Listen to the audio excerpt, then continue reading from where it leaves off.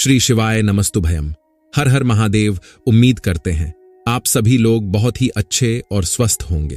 तो स्वागत करते हैं आपका हमारे YouTube चैनल त्रिकाल दर्शन में। भक्तों, अगर आपके भी घर में क्या कोई ऐसा व्यक्ति है जो बहुत ही ज्यादा नशा करता है, उसके नशे से आप बिल्कुल परेशान हो चुके हैं, उसका नशा जो है वो छूटने का नाम ही नहीं ले रहा, आपने बहुत ज्यादा प्रयास कर लिया कि उसका जो नशा है वो छूट जाए, आपने बहुत ज्यादा उसको दवाई भी करवा ली, लेकिन उसका नशा छूटने का नाम ही नहीं ले रहा है, और आपने बहुत ज्यादा उपाय भी कर दिए, लेकिन वो नशा है छोड़ ही नहीं रहा। और अगर वो व्यक्ति नशा छोड़ना चाह भी रहा तो उसका जो नशा है वो छूट ही नहीं रहा। वैसा कौन सा उपाय करें कि उसका नशा छूट जाए? आज इस वीडियो में हम आपको बताने वाले हैं। तो स्वागत करते हैं आपका हमारे YouTube चैनल त्रिकाल दर्शन में। दोस्तों, परम पूज्य गुरुदेव के जो बताए गए उपाय हैं, 3 से 4 उपाय मैं आपके लिए लेके आया हूं। अगर आपने ये उपाय कर लिया तो 100% है, जो व्यक्ति है उसकी जो भी नशा होगा, जो भी नकारात्मक ऊर्जा होगी, उसके अंदर वो सारी की सारी समाप्त हो जाएगी। कैसे करना है, क्या करना है, आपको पूरा बताऊंगा। तो ध्यान से पूरा उपाय सुनिए। 3 से 4 उपाय बताऊंगा। पूज्य गुरुदेव की कथा में जितने भी भक्तगण आते हैं और जितने पूज्य गुरुदेव को कथा आती है, जो उनके पत्र आते हैं, तो पत्रों में बहुत सारे लोग जो माताएं बहनें हैं वो लिख के भेजते हैं कि हमने ये उपाय किया और हमारे पति भाई भतीजा कोई भी है जो कि नशा करता है, उसका नशा बिल्कुल जड़ से समाप्त हो गया है। तो अगर आपके भी घर में कोई ऐसा व्यक्ति है जो नशा करता है, तो कौन सा उपाय करें कि उसका नशा है जल्द से जल्द छूट जाए? आज की वीडियो के माध्यम से हम आपको बताएंगे। पूज्य गुरुदेव की ही कथा सुन के और बहुत अच्छे समझ के आपको बताने का प्रयास करूंगा। तो चलिए चलते उपाय की ओर। लेकिन उससे पहले अगर चैनल पर पहली बार आए हैं तो वीडियो को कर दें लाइक और चैनल को कर ले सब्सक्राइब, ताकि पूजनीय पंडित प्रदीप जी मिश्रा के जो भी नए नए उपाय जो कि उनकी कथा से मैं सुनता हूं, श्रवण करता हूं, सबसे पहले आपको प्राप्त करा सकूं। तो देखिए, सबसे पहले आपको करना क्या है, जो मैं आपको उपाय बताने वाला हूं औषधि के रूप में। अगर आपका पति, आपका भाई, आपका बच्चा कोई भी है जो कि नशा करता है, आपको करना क्या है, एक लोटा जल लेना है और एक बेल पत्री लेनी है और पहुंच जाना है। कहां आपको पहुंच जाना है? शिव मंदिर। देखिए, इसके मैं 2 उपाय बताऊंगा, बेलपत्र और लौट के एक नहीं। मैं आपको 2-2 उपाय बताने वाला हूं, तो दोनों उपाय आपको ध्यान से सुनना है। इसके बाद के उपाय मैं आपको बताऊंगा। आपको क्या करना है, आपको लेना है एक लोटा जल और एक बेलपत्र। अब देखिए, जो आप एक लोटा जल लेके जाएंगे उसमें आपको ध्यान रखना है कि जो जल है वो आपके घर का होना चाहिए। बहुत सारे लोग गलती क्या करते हैं कि जल मंदिर परिसर का ले लेते हैं। तो आपको मंदिर का जल नहीं लेना, आपको अपने घर का जल देना है। इस चीज का आपको ध्यान रखना है। ठीक, तो आपको तांबे के लोटे में लेके जाना है। ये आपको स्टील का लोटा यूज नहीं करना। तांबे के लोटे में आपको लेके कहां पहुंच जाना है? आपको पहुंच जाना है लेके शिव मंदिर। शिव मंदिर पहुंच गए, उसके अलावा जो आप बेलपत्र ले रहे हैं, तो बेलपत्र जब लेंगे तो भी आपको ध्यान रखना है कि बेलपत्र का जो है कहीं से भी कटा फटा नहीं होना चाहिए, खंडित नहीं होना चाहिए। इस चीज का भी आपको ध्यान रखना है। बहुत सारे लोग एक चीज और गलती करते हैं, क्या कि जो बेलपत्र लेते हैं वो केवल एक पत्ती का बेलपत्र मान लेते हैं। लेकिन आपको भी पता है, पूज्य गुरुदेव भी अपनी सब कथा में बताते हैं कि बेलपत्र वो 3 पत्तों वाली को ही माना जाता है। बेलपत्र, आपको एक पत्ती का बेलपत्र नहीं लेना, तो आपको केवल एक पत्ती जो बेलपत्र है वो एक लेना है, जो 3 पत्ती की होगी।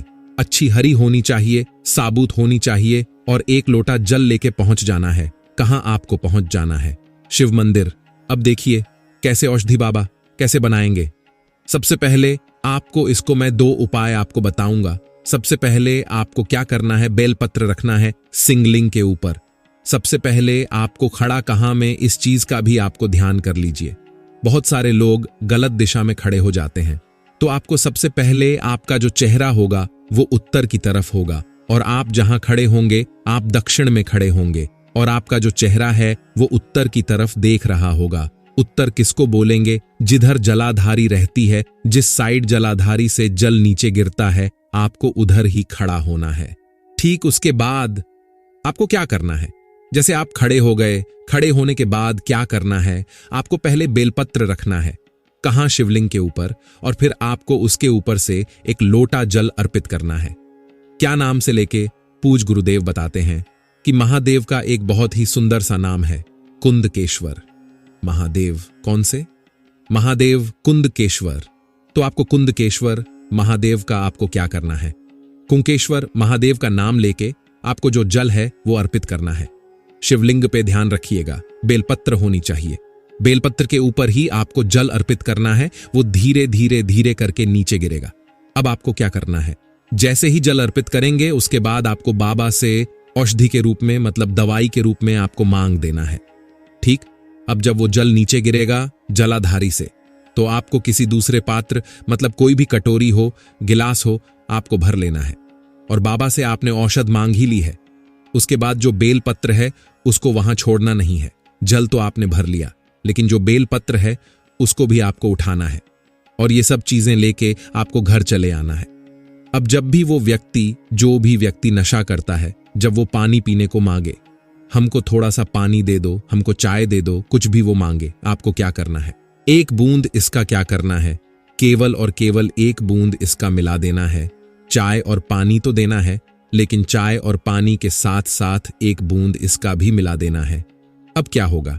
अब वो धीरे धीरे औषधि पूज गुरुदेव कहते हैं कि अगर उस व्यक्ति ने मात्र 2 से 3 महीने तक ये लगातार पी लिया तो उसका जो नशा है वो छूटेगा ही, बस नहीं जड़ से खत्म हो जाएगा और जिंदगी भर वो नशा को हाथ भी नहीं लगाएगा। तो ये जल का था। अब जो आप बेल पत्री ले गए उससे आपको क्या करना है? देखिए, जो बेल पत्री है उसमें आपको ध्यान रखना है कि बेल पत्री आप घर ले आइए, उसको छत में अच्छे से सुखवा लीजिए।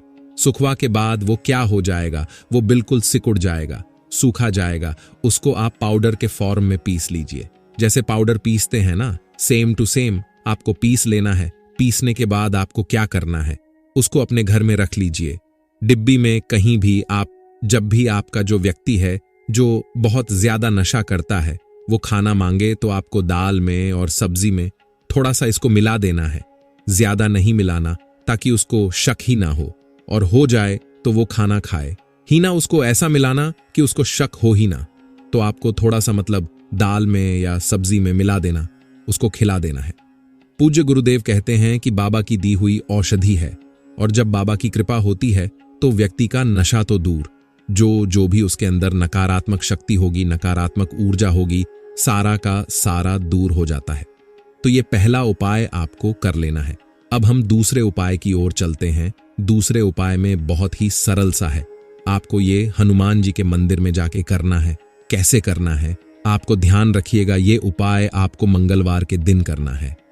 बड़ा से बड़ा नशा समाप्त कर देते हैं। बजरंग बली तो छोटा से छोटा नशा, तो नॉर्मल सी चीज है। ये शराब का, धूम्रपान का बहुत ही छोटा नशा होता है। इसको महादेव और बजरंग बली तुरंत समाप्त कर सकते हैं। तो आपको करना क्या है? आपको इस उपाय में जो सामग्री चाहिए वो इसमें चाहिए 21 काली मिर्च, 3 लौंग, और क्या चाहिए? 21 नीम की पत्ती। इस चीज का आपको ध्यान रखना है। 21 काली मिर्च, किंडसर लौंग और 21 नीम की पत्ती। अब देखिए, जो लौंग है, बहुत सारे लोगों के मन में कंफ्यूजन है कि लौंग हमको फूल वाली लेनी है कि बिना फूल वाली। तो लौंग आपको फूल वाली ही लेनी है। ठीक, अब आपने फूल वाली लौंग ले ली। कितनी? 21, और फिर साथ क्या ले लिया? 20 नीम की पत्ती। अब नीम की पत्ती में भी आपको ध्यान रखना है कि नीम की पत्ती कहीं से भी कटी फटी नहीं होनी चाहिए, खंडित नहीं होनी चाहिए। इस चीज का भी आपको ध्यान रखना है। अब आपने ले ली, लेने के बाद आपको क्या करना? जैसे आपने ले लिया, उसको एक लाल कपड़े में बांध ली, जैसे आप पोटली बांधते हैं ना, बस सेम टू सेम आपको उसको एक लाल कपड़े में बांध लेना है। लाल कपड़े में बांधने के बाद आपको क्या करना है? जैसे ही आप लाल कपड़े में उसको बांध लिया, लाल कपड़े में बांधने के बाद